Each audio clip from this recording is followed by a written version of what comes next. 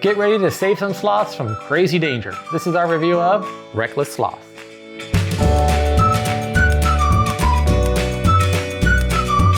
Reckless Sloths is a set collection take-that style game where your goal is to collect the most sloths. And I liked it, but it probably isn't my go-to take-that style game.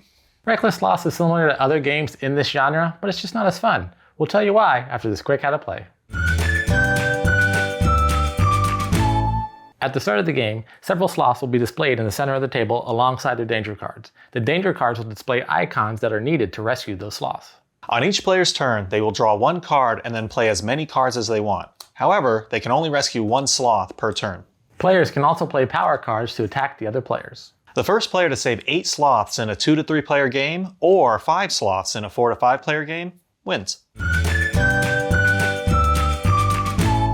This was another one of those games on Kickstarter that we backed that we just kind of glanced over the Kickstarter, saw fun artwork, we're like, oh, this kind of looks like a game we would like, and we backed it without really looking too much into it. And then when we got it and we did the unboxing, the artwork is a lot of fun. I do love all the artwork. All the cards are different. They have fun little images and kind of funny, punny lines on it. However, when you're playing it, it's very similar to other games of this genre, like Unstable Unicorns, and it's just not as fun. Yeah, I want to say the two main things that caught my attention is it's a take-that game, and I love take-that games, especially on Kickstarter, because number one, mainly the price point, right? Like, it doesn't cost that much, and let's see what their take is on it. You know what I mean? It's like that person that goes to a restaurant and they try and order the best food item everywhere, like cheese sticks or fries. Like me, I'm gonna try and be a take-that connoisseur of games.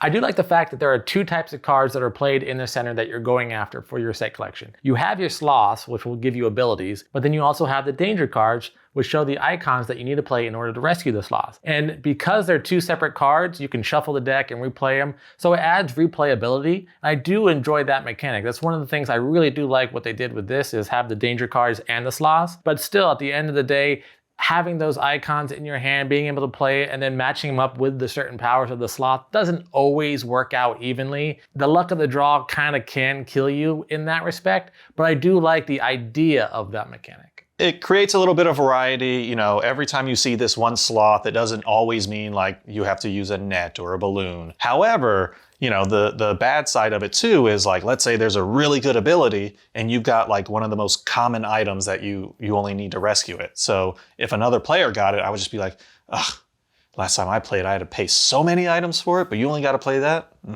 Or another good example is if one player has all of one item or another player doesn't have any, some player may have a huge advantage versus a disadvantage. Like right now, just how we laid it out just randomly, 3 of the sloths require nets. If you never have that net in your hand, there's 3 sloths that you won't be able to go after. It can kind of leave a bad taste in your mouth if you can never play the game and you're always just drawing cards, trying to get the right thing, but then someone plays it, takes it away, and then you still don't have the item for the new one. So again, I like the idea of the mechanic. It's just mathematically, while playing, it can leave some players feeling kind of meh.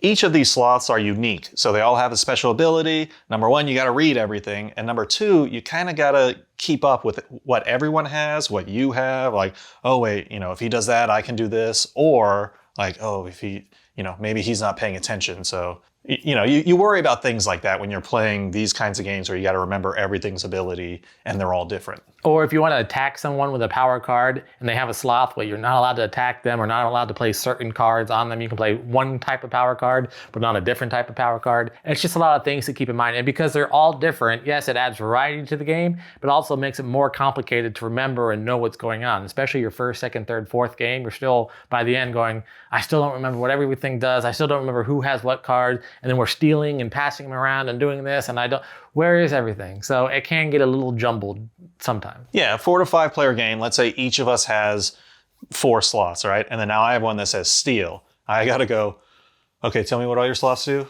What do all yours do? Yours? What were yours again? So it's kind of hard to keep track. You just know like, okay, that one sounds good. Straight out of the box, it says it's a 2 to 5 player game, but you can get the expansion to make it a 6 player game. And it says about 20 to 25 minutes. I think that's about right. This game doesn't take that long. The box says ages 7 and up, and I think that's about right. It's not too vulgar or violent with the cards. It's mainly just pictures. However, there is one card that's a little bit over the top. It kind of looks like it made a costume out of a sloth skin and then put a zipper on it. So it's kind of serial killer sloth. So that one's a little bit iffy as far as 7-year-old, but so if you like take that style games playing with your family, this is a very family friendly, fun game that you can play. Overall, I would say this game is very similar to other games in the genre, so if you already have a lot of Take That games, this doesn't need to be added into your collection. If you don't have a lot of Take That style games, there's other ones I would recommend before this one. I do like the artwork, I like some of the mechanics where they were going, but overall it just wasn't that fun of an experience. So overall, I'm gonna give this game a 4. So I had some fun playing Reckless Sloths. I like the artwork, it's cute, it's family friendly. Like I said at the top, it probably isn't going to be my go-to Take That game just because there were some nuances with some of the action cards or rules that I didn't like that much. But overall, I'd probably give it like a 3 or 4. And that was our review of Reckless Sloths. What'd you think? Are you ready to save some super stupendous sloths? Let us know in the comments below. And if you're enjoying our content, please like this video and subscribe to our channel. And if you want to see other reviews of Take That style games, check out our description below. Until next time, I'm Lee. And I'm Kenny. Now go party like a board gamer.